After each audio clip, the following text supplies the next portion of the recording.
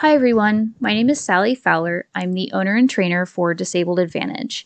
In this question and answer post, I'll be answering the question, how long does it take to train a service dog? And I would love to be able to give you guys a simple, cut and dry answer, but unfortunately it's not a simple answer. There's a lot of complex factors that go into training a service dog, and the amount of time that it takes depends on a lot of different things. And so I'm going to go through some of those questions and in-depth details that most people may not be aware of that are happening behind the scenes when you start training a service dog. The first thing I want to cover that's really, really important is a service dog isn't simply a dog who does tasks to help a disabled person. That's a description of their job, but that's not all the training that goes into a service dog.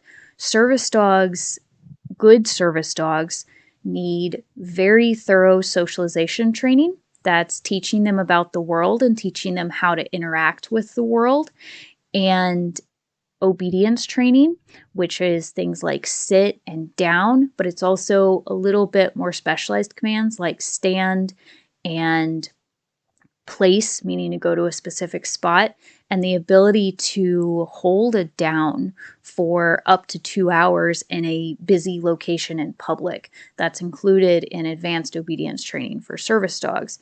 And then it's also task training, and task training might be really simple depending on what job that dog is going to be going into, or it might be a natural task like seizure alerting or blood pressure alerting that the dog comes by naturally, or they just don't have it, or the dog might need to learn complex tasks. And I'll go into task training a little bit more later because it is more, it's one of those factors that determines how long it takes to train a dog.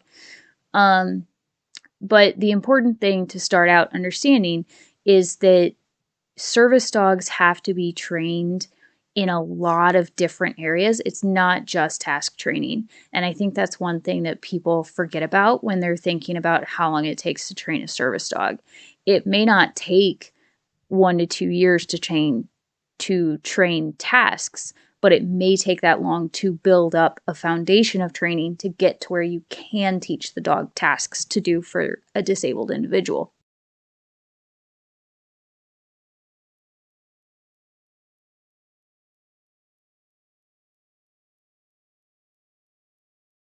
When you're looking at a timeline of training, different trainers are going to have different timelines.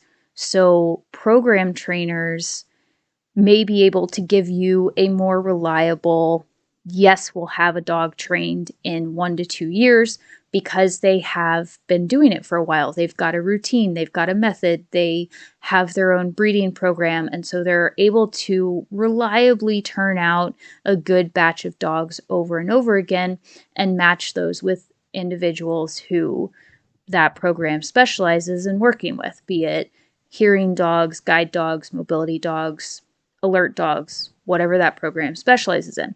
If you're training by yourself, training might take less time if you don't know what you're doing and you think you have a finished product when you really don't, which is not a good situation at all, and unfortunately seems to happen very often.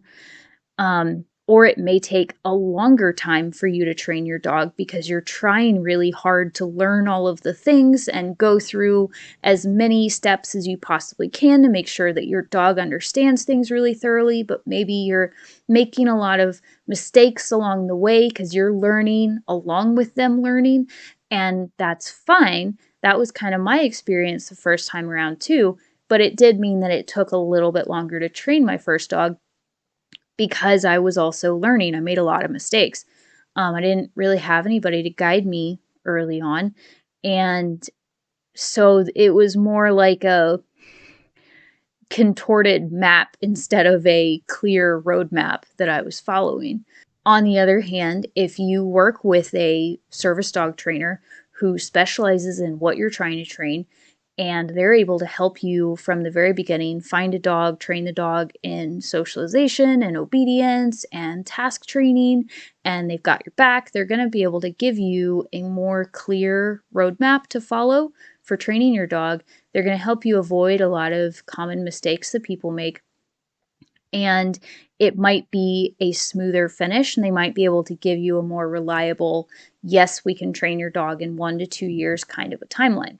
But even within program training, solo training, or training with a private trainer, there's still going to be other factors that come into play that determine how long it takes to train each dog. For these factors, let's assume you're training the dog with the help of a trainer or by yourself.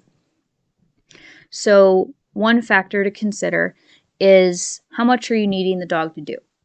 If you only need the dog to do 1 or 2 tasks, then it might not take very long to train the dog. Maybe a year for obedience, and then a few months to task train, and then your dog's ready to go.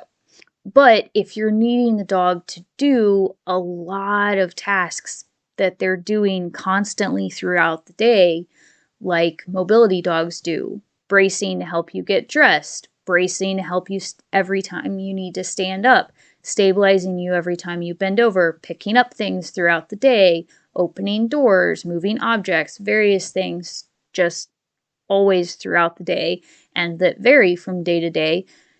The more tasks you need a dog to do, the longer it's going to take to teach those, because you can only teach so many tasks at once.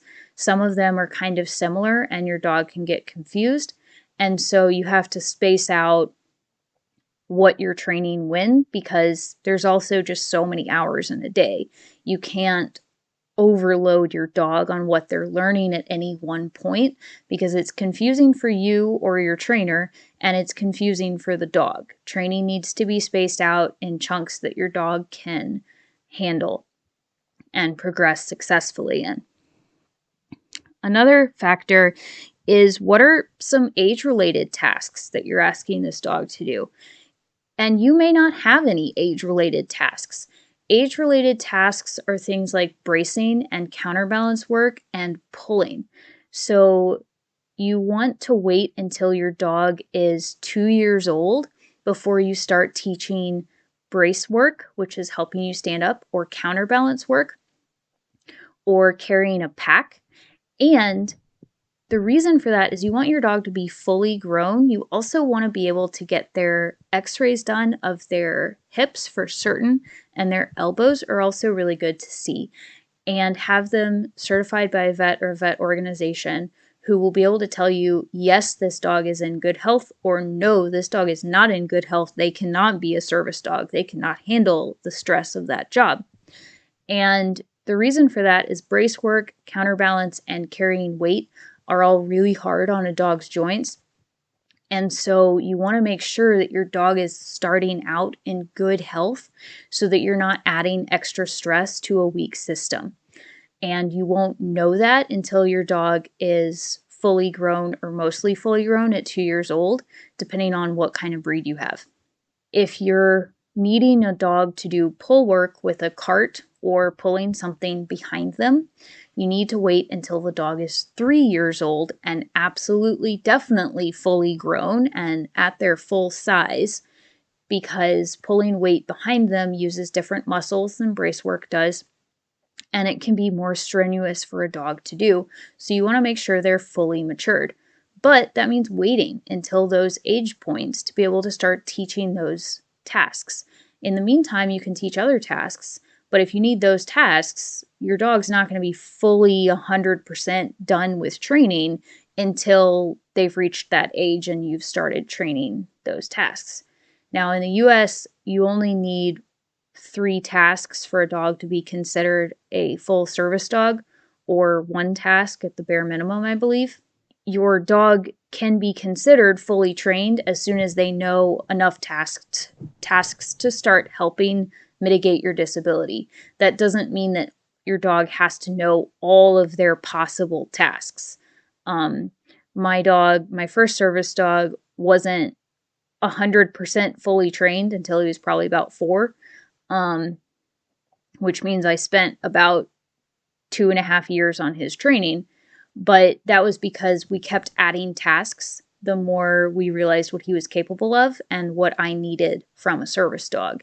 He was fully trained by the time he was a little over 2 years old, but he kept learning new tasks. And by fully trained, I mean he'd finished obedience, he'd finished socialization, he'd finished public access training, he knew how to be a service dog, he knew how to work with me in public, and he knew how to brace and open doors and move things.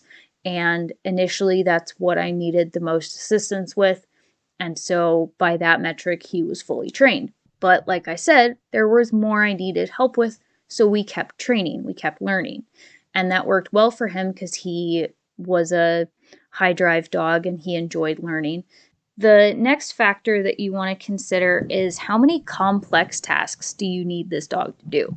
Complex tasks are tasks that have a lot of steps before the dog's able to do the final end project. So a simple task is bracing. You teach the dog how to stand, and then you add a command to it, and then you proof it in various situations. Fairly straightforward. A complex task is a dog helping with a chore like laundry. Laundry requires a lot of different actions be woven together into one long process. And by the time my first service dog finished learning how to do laundry, starting a load of laundry still took 15 minutes from start to finish. But when I was teaching it, it took about 45 minutes start to finish. It was very, very long. And the reason was there were a lot of components to it. He had to pull the hamper over. That was its own set to learn.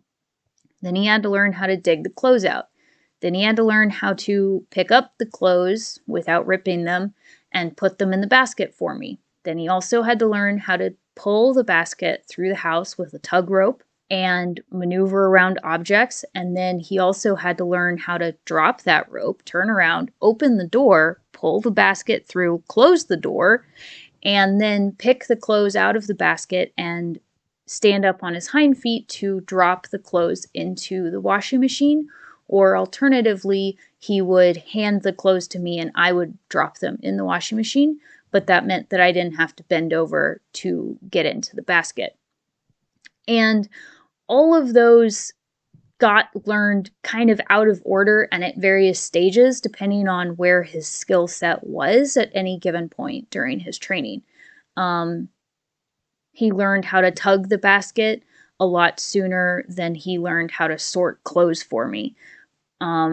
He initially started learning how to put clothes in the washer by doing that exercise with a rope toy instead of my clothes. And all of this was built up probably over the course of 6 to 8 months of just teaching that task. And while we were teaching that task, he was also learning a bunch of other stuff at the same time.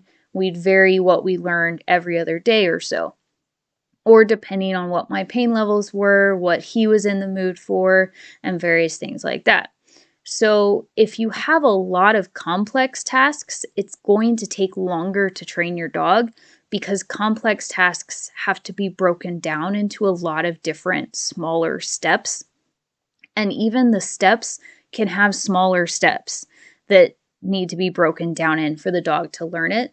And that might be because of your dog, or it might also be because of you and how your brain works through things. And that's perfectly fine. What is your condition? Because depending on your disability, you may need your trainer to do a lot of the training for you. They might be able to move at a faster pace. But if you're training the dog yourself and you have a condition that's very predictable, you might be able to move through the training faster. If you have a condition that's very unpredictable, like complex regional pain syndrome, you may not be able to move through the task training and the obedience training as quickly as you would like, because you might have periods where you're doing really well and you can move forward with steady progress, and then you have a setback and you can't really do anything except fun games for a few days and you lose ground. And that's one area where it helps to have a private trainer guiding you through the process, because they're going to be able to help you figure out when you need to take a break and when you need to keep pushing forward, and how to keep pushing forward in a productive way that isn't going to hurt your condition, but is going to help your dog continue to make progress where you need them to make progress. Another important factor to consider is, have you done this before? And I touched on that briefly, but I'll touch on it again here. If you're training a dog to be your service dog and you've never trained a service dog before, but you have trained a pet dog before, there's going to be a steep learning curve, but it may not be as steep of a learning curve as if you were someone who's training a service dog who's never trained or owned a dog before at all. Learning to train an animal has a lot of trial and error.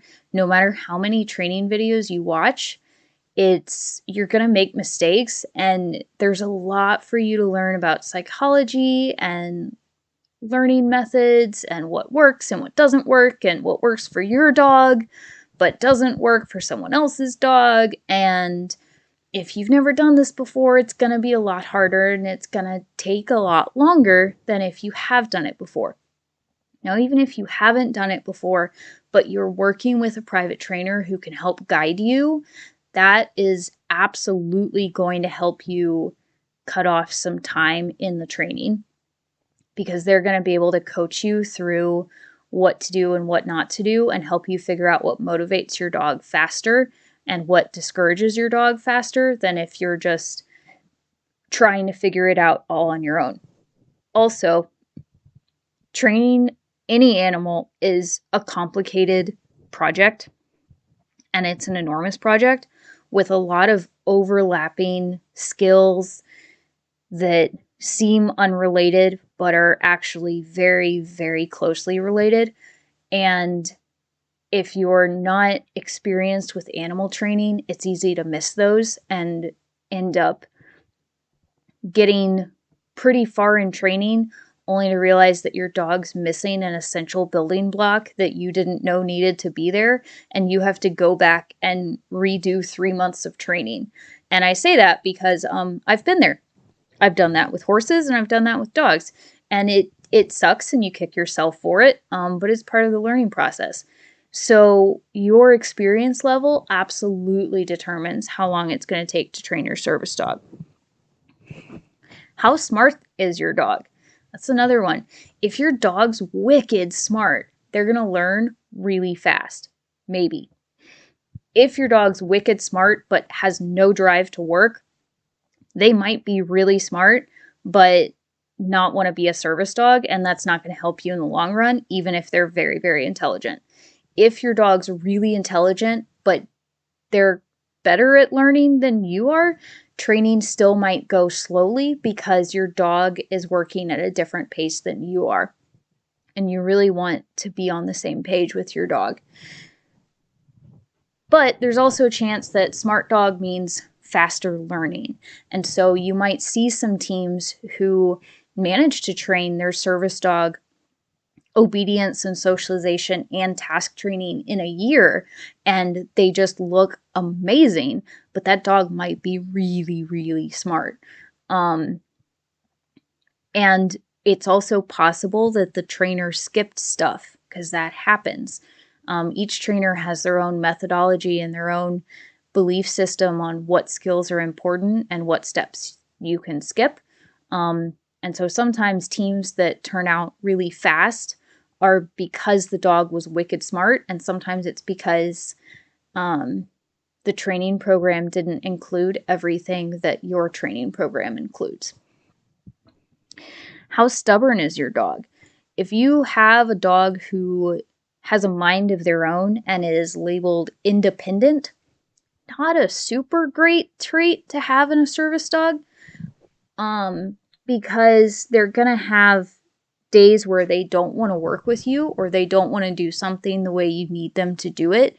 And so you might have to move slower through training in order to teach them the thing without causing too much tension between you and the dog to the point where they absolutely refuse to work with you and move forward. And I can definitely speak on personal experience with that one. My first dog was smart and stubborn, and my current dog is smart and stubborn. And it's allowed us to move quickly on some things and slow on other things. So that brings me to the next factor. How smart and stubborn makes up your dog. Or how much smart and stubborn makes up your dog. Because if your dog is smart, but they aren't stubborn, they're going to learn and be a service dog faster than a dog who's very smart and very stubborn. Because the smart, stubborn dogs it's going to be like a weird stop-start train that you feel like you're making really great progress, and then all of a sudden a switch is flipped and you come to a dead halt because, nah, I don't want it today. I'm going to put up a huge tantrum to let you know I don't want to be a part of this whatsoever. And then the next day comes and it's, yeah, let's learn. I want to do all the things. And your head's still spinning. So that can slow down training too, because it takes a little bit to figure out what method works for that particular dog. And what worked on my first dog doesn't always work on my second dog. How old is the dog you're starting with? Starting with a puppy certainly has its advantages. You basically have free reign over socialization and obedience and task training, and there's a lot of tasks you can start pretty early, like retrieve, but you still have to wait to teach brace training until it's 2 years old, if that's a task you need. And puppies are surprisingly easy to mess up on as far as service dog training goes. You have to be willing to stay really, really committed to seeing the dog as an adult and what you're working towards, and not getting sucked into the cute puppy face and letting a lot of rules slide when they're cute and small, and then realizing you have a problem when they're bigger. And you still might lose ground if the more you get into the training, you realize your dog just really doesn't want to be a service dog. And by that point, you've already put in 1 to 2 years waiting for it to grow up, only to realize that the grown-up really doesn't want to be a service dog, or has a health problem and can't be a service dog. On the other side of that, if you start with an older dog, you can't start with a dog that's older than 2 years old, because if you do, you're trying to undo 2 years of training that may not be in the best interest of being a service dog. And you're also, if it takes you 1 to 2 years to train your 2-year-old dog, you're then having a shorter career span for that dog. If you're getting a shelter dog that's, say, a year old, that's a great place to start, but they may have existing problems that you got to unwrite, like leash pulling or chasing squirrels, that you need to spend extra time training those skills and fixing those problems before you can make any significant headway on other things that relate specifically to service dog training. In the case of my current service dog, he was such a prodigious puller and wanted to be ahead that it took a year to teach him how to heel properly with me in a way that I need for him to do his job properly as a mobility dog for myself. And I'm okay spending that time to get it right, but that's also a year focusing on basically one skill. So, and other things got accomplished, but that one did take a really long time to do. Whereas in my first dog, he was not as bad of a puller, and he responded better to the techniques I was using to discourage pulling, and it took him about 6 months or less to learn how to heel properly. Yeah, I think it took about 3 months to teach him how to heel properly. So that's going to be a determining factor as well, is the age of the dog and what programming they already came with. And that leads me into the next few factors. Have they had any training yet? And have they had any training that you need to undo and rewrite? While they were at the shelter, did they undergo pure positive treat training where they were never told no? If that was the case, and you need to be able to tell them no because you have a very painful condition like CRPS and they're raging terror, training's going to be a little slower for you because you're having to rewrite how that dog learned. If that dog learned one methodology of teaching and learning and you have a completely different one, the dog may as well not even have any training because you're going to have to take the time to erase and eradicate what they learned previously and reshape it into the language that you want to be able to use to communicate with your dog. And that takes time. And if they come with training that is extremely averse to your particular condition, and I bring up CRPS because it's what I have, and I've handled a lot of dogs who were trained with very commonplace training techniques that understandably don't take CRPS into account. But part of CRPS training is that literally everything causes pain. So every time the dog slams into you or paws at you or barks or demands a treat or predicts that you want to shake its hand, which I really don't, and just ends up smacking you in the face or the arm with their paw, that hurts a lot. And that probably means that I then have to be in bed for the rest of the day. And so that's training you'd have to undo if you had CRPS and your dog came programmed to high five people and did it constantly because it really wanted the food. You'd have to undo that training so that the dog wasn't constantly hurting you all the time and preventing you from doing more useful training with them that would actually make progress towards them being a service dog. And if I sound really passionate about this, it's because I am. I don't expect other people to train dogs with the understanding of going to somebody with CRPS, but it is extremely frustrating when you have CRPS and you get a dog who's 80 pounds and has been taught to do a lot of really cute things, and nobody tells you that the dog's been taught to do a lot of cute things like give bear hugs and put your arm in their mouth over and over again because it's cute. That I do get irritated by. Because just on a basic pet owner level, that's really rude, obnoxious behavior to train any dog to do. And so the fact that that's being continued in shelters everywhere is just annoys me to no end. And then especially is annoying because for people who do have disabilities and are adopting pet dogs like this, it's dangerous. But getting back to that, how confident do you feel in your ability to layer your training? And that means to train a lot of concepts in one period. So when we're training a dog, we're not training sit and then waiting until sit's complete and then training down and then waiting until down's complete and then training come. We're training, ideally, 5 to 10 commands at once plus 5 different skills. So the dog is likely going to be learning sit, down, come, leave it, heel, loose leash walking, ignoring food, waiting for a cue to eat, how to greet guests politely, how to go to their bed, how to go in and out of their kennel, how to exist in their kennel without whining, how to wait in their kennel to be let out without whining, how to not rush through doorways, and maybe starting an early task like how to do deep pressure therapy all at the same time.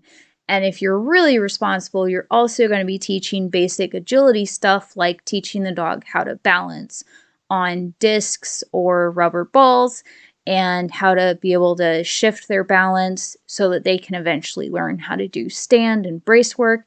and playing games to challenge their mind and teach them how to find treats or solve puzzle toys and various things like that. And oh, yeah, also giving them daily exercise and playtime sessions and rest sessions where they just get to be a dog and take a nap.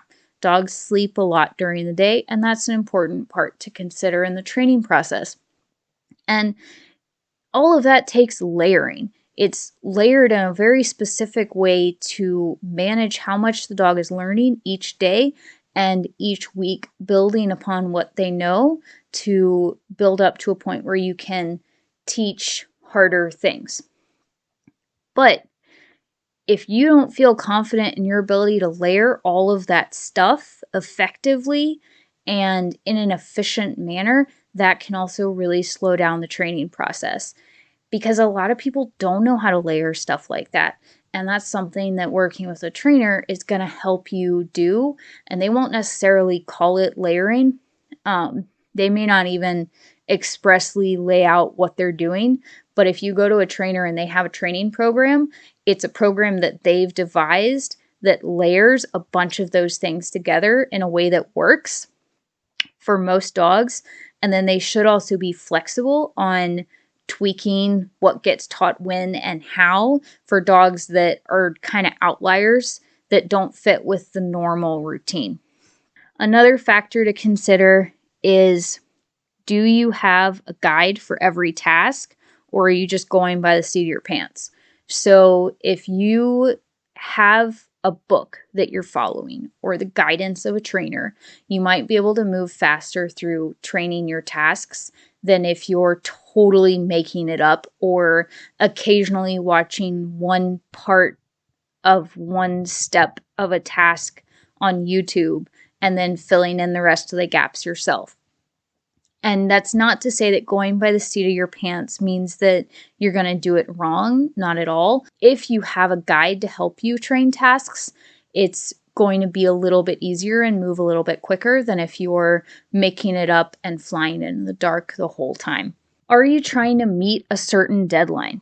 If you have already decided in your head that this dog is going to be fully trained by the time they're 2 years old, you are putting a ton of stress on yourself and that poor dog. Training an animal, you need to have goals. They're important. They're what shape your path. But you need to be willing to accept what happens also. And setting definite timelines on you and your dog is really stressful, because if you're getting closer and closer to that age and they haven't met your ideal, or one task is moving too slowly, or you had to spend a lot of time teaching heel, or it's still chasing squirrels and ignoring your commands if there's a squirrel nearby, you're just gonna beat yourself up. You're gonna feel really bad about yourself and really bad about your capabilities, and it's not gonna matter how far you've come. You're just gonna kick yourself. And I really advise people against set deadlines for themselves for that reason. It's better to say, I would like to spend 1 to 2 years training this dog, as opposed to, this dog will be done in a year for sure. Because you also don't know what's going to happen a year from now. You don't know if something's going to happen to you, if something's going to happen to your family or your dog, or what's going on. And so having set deadlines is way more stressful, and doesn't make it happen any faster. What is your own personal work ethic? This is a really big one that I don't think people take into account. Personally, I have a fairly strong work ethic. I like working hard, and training my own service dog gives me purpose, and I really enjoy that. But if you don't like working hard and you like taking the easy route and you like not pushing yourself every second of every day, or you procrastinate a lot, or you like the concept of weekends where you sleep in and you change your routine, or you toss your routine out the window, those things are going to make training a service dog go a lot slower. You need to have a good work ethic and be willing to commit to training a service dog if that's what you want to do. Because training a service dog is a bit like a full-time job or a very vigorous part-time job. It's not something that you can pick up and put down like a hobby. It's a little bit like being a professional athlete. You're all in, and you need to be willing to be all in as well. If you're not all in, it's definitely going to take longer to train your dog, or it might take shorter, but you're going to skip a lot of really important stuff, and you're not going to have as good of a service dog or even a service dog at all by the end of it. Do you have other responsibilities? If you're a parent,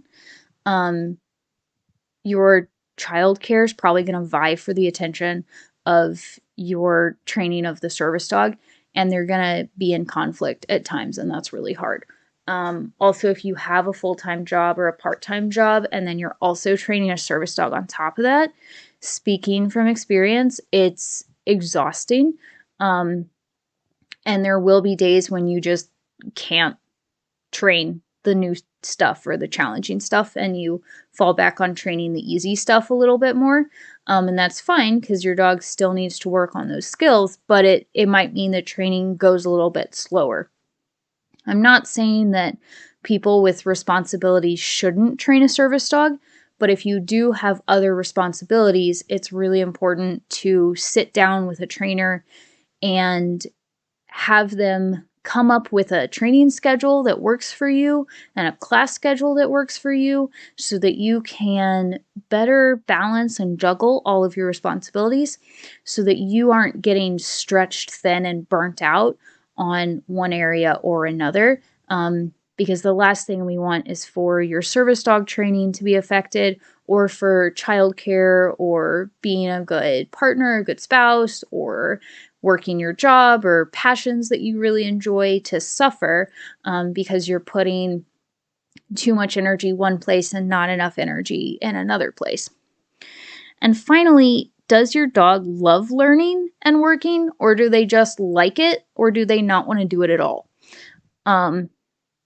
If your dog loves learning and they love working, they're going to learn and work faster than a dog who just kind of likes it, and absolutely better than a dog who doesn't want to do it at all.